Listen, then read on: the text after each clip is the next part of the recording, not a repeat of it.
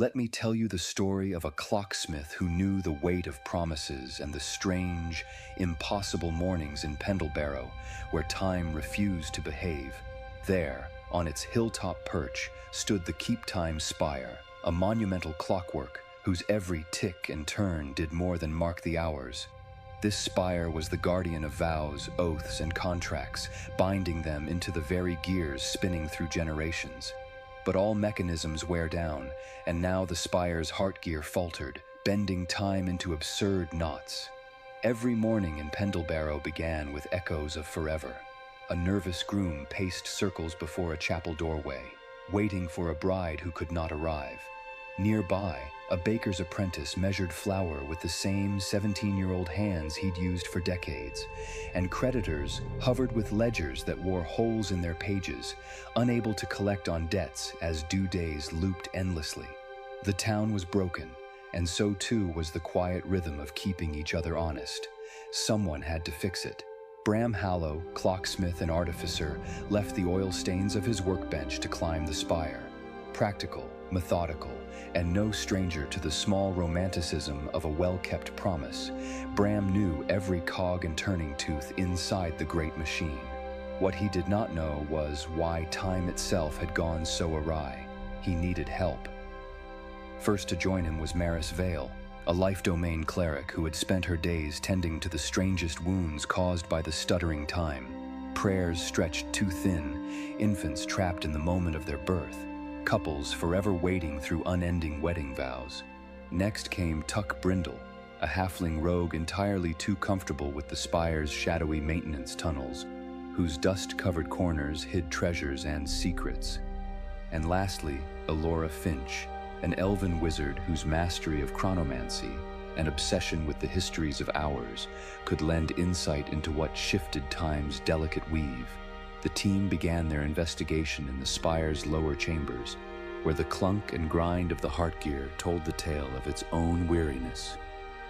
"Looks like it's carrying too much weight," Bram murmured, running weathered fingers across a crack on the keystone gear plate.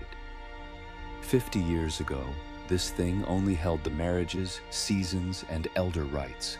Now it triggers on every bartered hen and scribbled IOU. Elora added, "That level of strain, it's no wonder it's buckling. Promises aren't just words here. They feed directly into the spire's pulse." She tapped one of the whirring plates, her face tightening. "Either we stop it, or we let it crush itself under its own weight."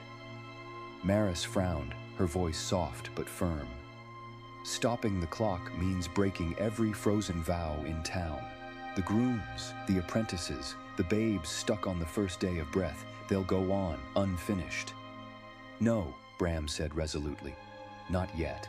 Let's see what's causing the overload before we leap to endings.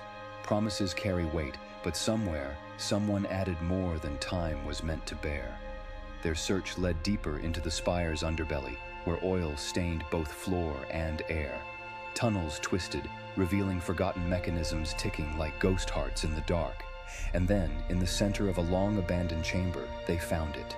The Pacer Stone, a strange, glowing artifact humming with overstimulated energy. Elora's voice dropped into awe. "A kindness engine. It's centuries out of date." Bram squinted at the ancient artifact, his mind unraveling its story. The Pacer Stone had been crafted long ago, a tool born in a time of famine. It had been designed not to bind all promises, but only the most sacred: marriages in crisis, trade deals to save a starving town. But as the spire grew and greed expanded, people had begun feeding the machine every small, ink-drenched deal. It could no longer distinguish the sacred from the mundane. Time itself had become a ledger, and the ledger was breaking. The team's conclusion was grim. The Pacer Stone must be reworked. But how? "If we set the heartgear back to its original tempo," Bram said, voice heavy with implication, "the spire will stop forcing time to keep promises. Some folks will lose what they've been waiting for, grooms, apprentices, even those creditors, but life will move forward." Maris interjected, "We can't just let go of the sacred. Some promises are more than words. They're vows, they're hope." Tuck chimed in, scratching his chin. Yeah, but if you try keeping all promises, we'll never untangle the mess below. Somebody's always bartering something. Elora nodded, already turning the possibilities in her mind. We could compromise. A 2-track system. Program the Pacer Stone to pause only the promises the town marks as sacred. Everything else goes back to living in common time. Bram rubbed his jaw, torn between solutions. Finally, his voice cut through the quiet. We can live without clocks, but we can't live without each other. The decision took every ounce of ingenuity Bram had ever honed at his workbench. Together with Elora, he rebuilt the Pacer Stone, crafting what they called the Covenant Relay, a public mechanism where people could choose their vows. Sacred promises would be attested and remembered by the Spire. Ordinary ones would fade, as human memory rightly allowed. The first shift was subtle. The heart gear's grinding groan softened, its tempo resetting as if sighing with relief.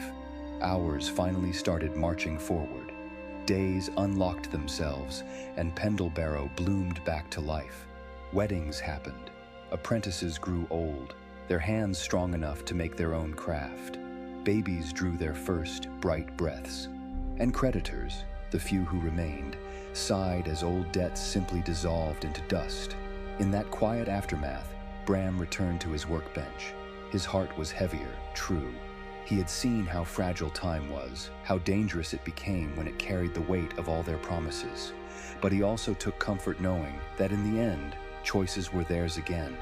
To carry or release, to hold or to let go. Pendlebarrow learned that time is not enough for keeping promises. It is people, in their mess and their efforts, who truly keep each other honest. And so, though the Spire turned, the future moved. Not with perfect predictability, but with the uncertain hope that living creatures weave into their days. What about you?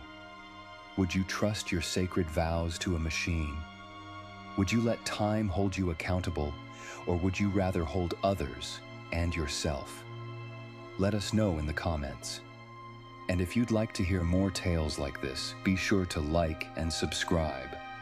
Another story waits by the firelight soon.